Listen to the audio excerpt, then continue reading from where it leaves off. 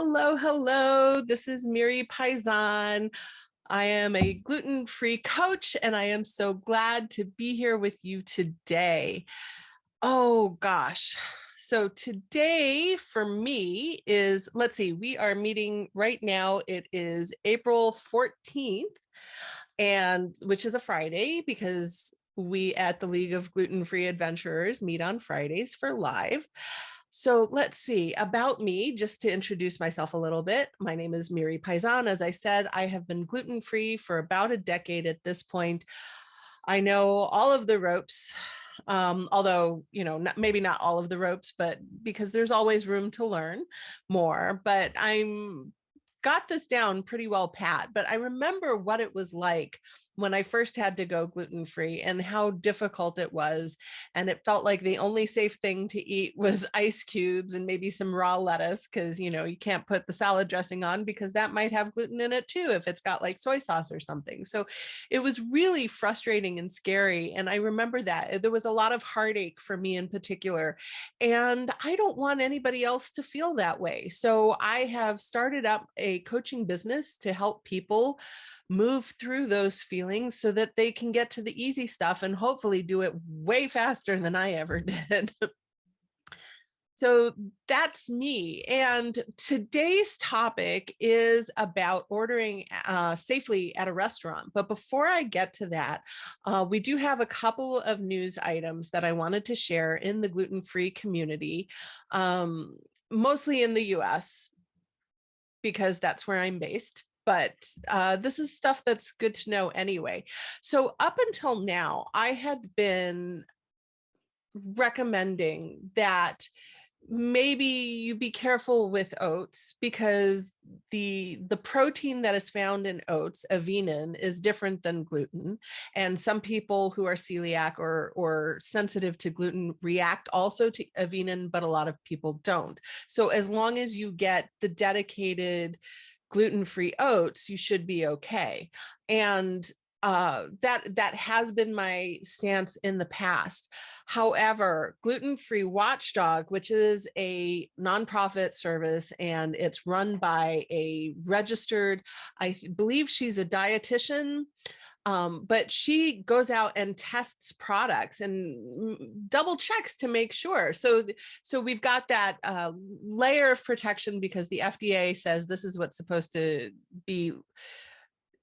The FDA says that things have to be 20 parts per million or less in order to be considered gluten-free in the United States. And then on top of that, we also have the certification process, which is where third parties will test and put their stamp of approval on products. But we also have Gluten-Free Watchdog, which is an extra organization that also tests things, mostly because people out there in, out in the wild have been experiencing something. And so they want her to actually test, is this as gluten-free as they claim it is?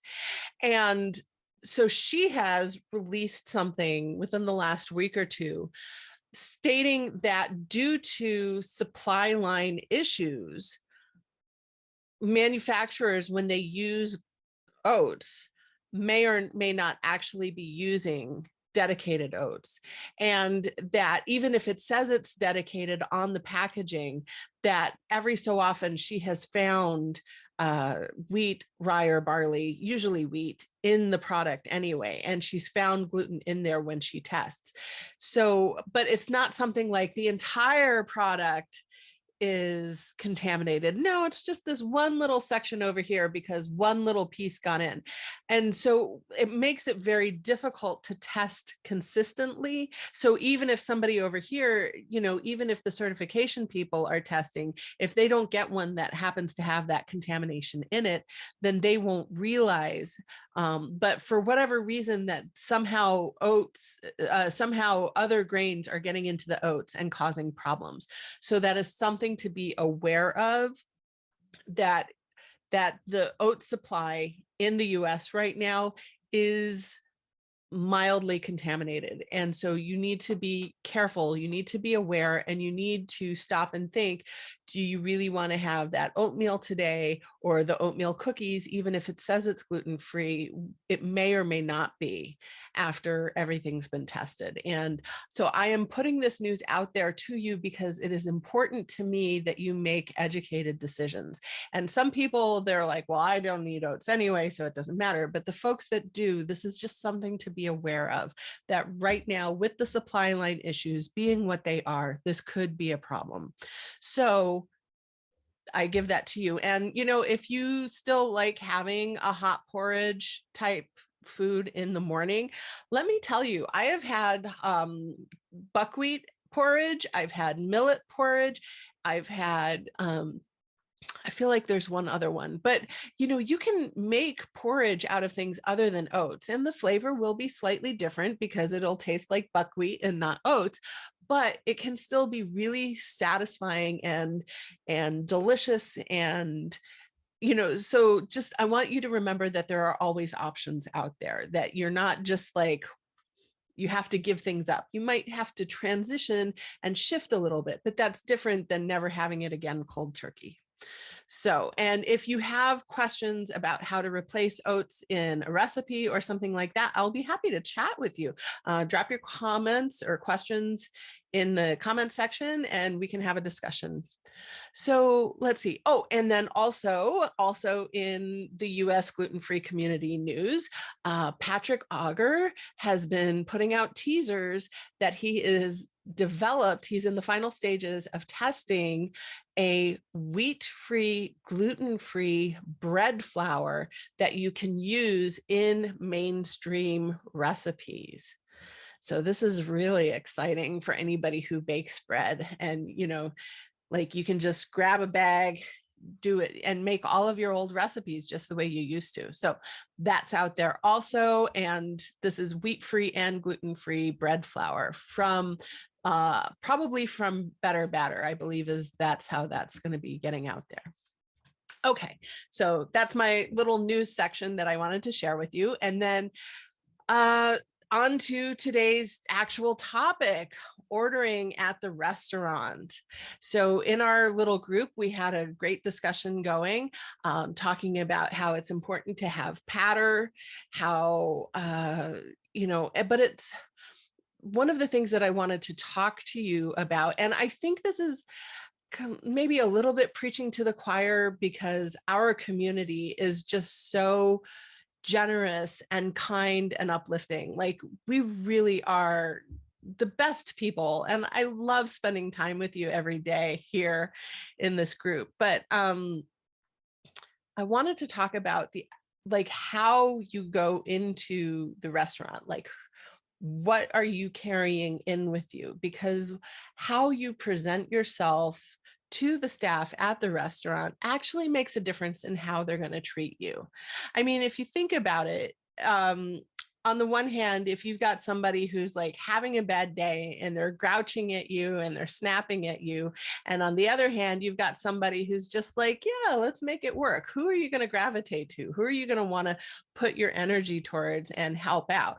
And obviously, like you might feel for the person having a bad day unless they're really awful for you, but like you're going to end up gravitating towards the person that makes you feel good.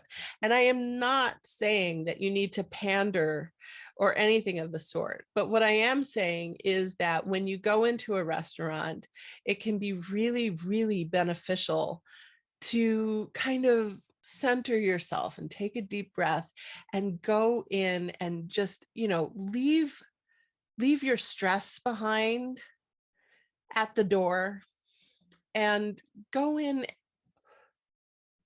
with a spirit of magnificence, a spirit of joy. Like we're here to have a good time. And, like I said earlier, my goal when I step into a restaurant is I want to be the best patron that the staff has dealt with all day. And I got to admit, it's completely selfish because I have talked to restaurant staff over and over again, and they will come and help me and service with a smile the entire time.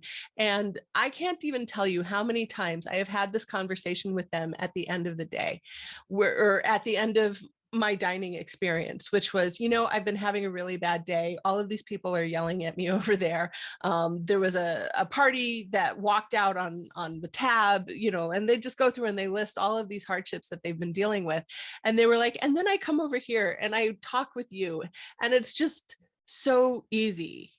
And, I wanted to tell you also that when you ordered your hamburger, the reason why it took so long was because, they put it on a regular bun. And as soon as I picked it up from the kitchen, I saw that.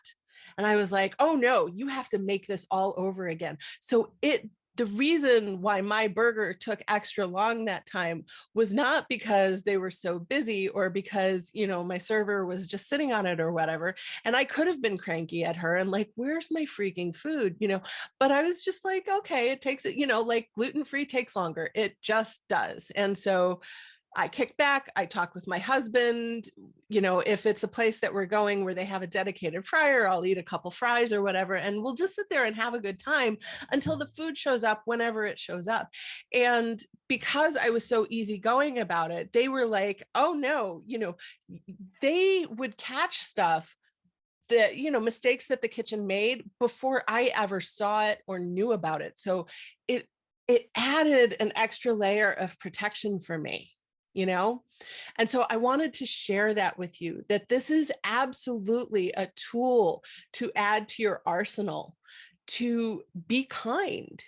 And, part of it is for your own self, because it's more fun. It's just like you feel better, you feel more open and connected when you're being kind to people, but it's also because you get better service, right? And you will get the servers and the staff watching out for you because they like you. So I don't know, maybe that's obvious to some people, but I have noticed that there are a lot of folks that it just, I don't know if it doesn't connect or whatever, but I wanted to share that with you. I want to give you this tool because it is so important, and it is such an important part of my toolbox when I am ordering out, to be the best patron that the server has dealt with that day. And part of that is, not being in a rush, understanding that gluten-free takes longer, it costs more, and that I am interacting with other people, and they are beautiful souls, just like all of you are beautiful souls. So that is my thoughts on ordering at the restaurant. And that might not be exactly what you were thinking of. I have been considering putting together a script of things that you can talk about, like almost like a patter for how to talk to people at a new restaurant. So if that's something that you think would be interesting, let me know, drop a comment in, and maybe I'll put, like if nobody has any interest in it, then I'm not going to bother if everybody already knows how to do that. But if you think that would be useful to you, let me know, drop a comment. I would love to hear about that. So that is everything that I have to share with you today. I hope that you have found something in it that is useful, and I hope that you have a beautiful rest of your day.